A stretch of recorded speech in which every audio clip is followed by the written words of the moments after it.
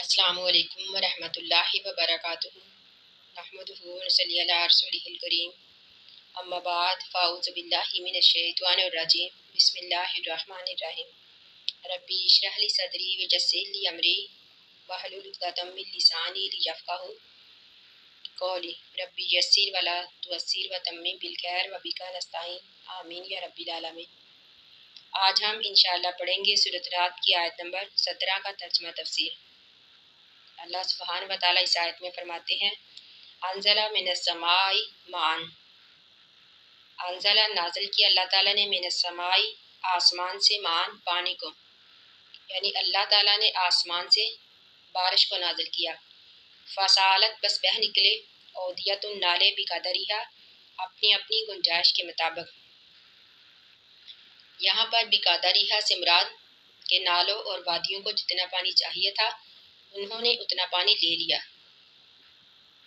جتنا پانی ان کو درکار تھا انہوں نے اتنا پانی اپنے اندر سما لیا، اس سے فائدہ حاصل کیا۔ تو یہاں پر اس آیت میں اللہ تعالیٰ نے نزول قرآن کو، جو کہ ہدایت کا ذریعہ ہے، رحمت کا ذریعہ ہے، اس کو تشبیہ بارش کے ساتھ دی ہے۔ یعنی جس طرح بارش کا نفع جو ہے تمام لوگوں کے لیے عام ہے، اسی طرح قرآن کا نفع بھی تمام لوگوں کے لیے عام ہے۔ اور اس آیت میں اللہ تعالیٰ نے وادیوں کی تشبیہ دلوں کے ساتھ دی ہے، یعنی جس طرح وادیاں پانی سے فائدہ حاصل کرتی ہے، وادیاں جو ہے پانی کو اپنے اندر سمو لیتی ہیں، تو اسی طرح اللہ تعالیٰ فرماتے ہیں کہ مومن کا دل جو ہے وہ بھی قرآن کو اپنے اندر سما لیتا ہے، یعنی قرآن جو ہے مومن کے دل میں گھر کر جاتا ہے، پھر مومن اس سے فائدہ حاصل کرتا ہے۔ تو پھر اللہ تعالیٰ فرماتے ہیں فاحتمل، پس اٹھا لیا، سائلو سیلاب نے، زابدن جاگ رابین چڑھا ہوا۔ پھر اللہ تعالیٰ فرماتے ہیں کہ سیلاب جو ہے وہ ابھرے ہوئے جاگ کو اپنے اوپر لے آیا، یعنی جاگ جو پانی کے اوپر آ جاتی ہے، ہوائیں جو ہے اس کو لے اٹھتی ہیں۔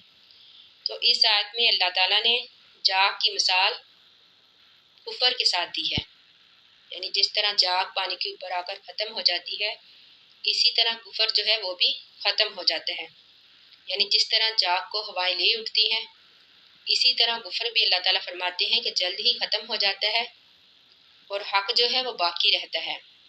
پھر اللہ تعالیٰ فرماتے ہیں وَمِمَّا، اور دانتوں میں سے،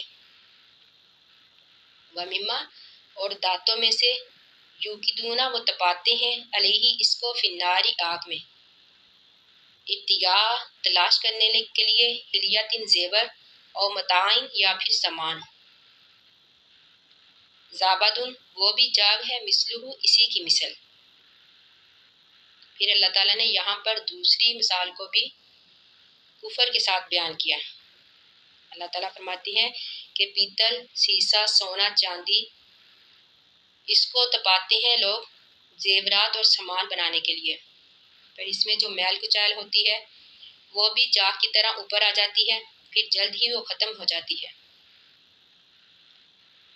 اللہ تعالیٰ فرماتے ہیں کذالک، اسی طرح، یضرب اللہ بیان کرتا ہے اللہ تعالیٰ، الحق حق کو، و باطلا اور باطل کو، فاما زابد پس جو جاگ ہے، فیذہب وہ چلی جاتی ہے، جفان سوکھ کر۔ اسی طرح اللہ تعالیٰ فرماتے ہیں کہ اگر حق اور باطل کا آپس میں مقابلہ ہو جائے، حق اور باطل کا فیصلہ آ جائے، تو باطل جو ہے وہ اسی جاگ کی طرح ختم ہو جاتا ہے۔ یعنی اللہ تعالیٰ نے جاگ کی مثال باطل کے ساتھ دی ہے، کفر کے ساتھ دی ہے۔ پھر اللہ تعالیٰ فرماتے ہیں وَأَمَّا پس وہ، وَأَمَّا مَا يَنفَعُ النَّاسَ وَأَمَّا اور پس ما وہ چیز يَنفَعُ النَّاسَ جو نفع دیتی ہے لوگوں کو، فَيَمْكُثُ پس وہ رک جاتی ہے، فی الارض زمین میں، یعنی سونا، چاندی، پیتل، سیسا وہ زمین پر رہ جاتا ہے، ان کی جو میل کچیل ہوتی ہے وہ اڑ جاتی ہے۔ یعنی اللہ تعالیٰ فرماتے ہیں کہ وہ چیز جو لوگوں کو نفع دیتی ہے وہ زمین میں رہ جاتی ہے، یعنی ایمان، قرآن، ہدایت، یہی وہ چیز ہے جو لوگوں کو نفع دیتی ہے۔ کذالک اسی طرح، یضرب اللہ الامثال، یضرب بیان کرتا ہے اللہ تعالیٰ، امثالہ مثالیں۔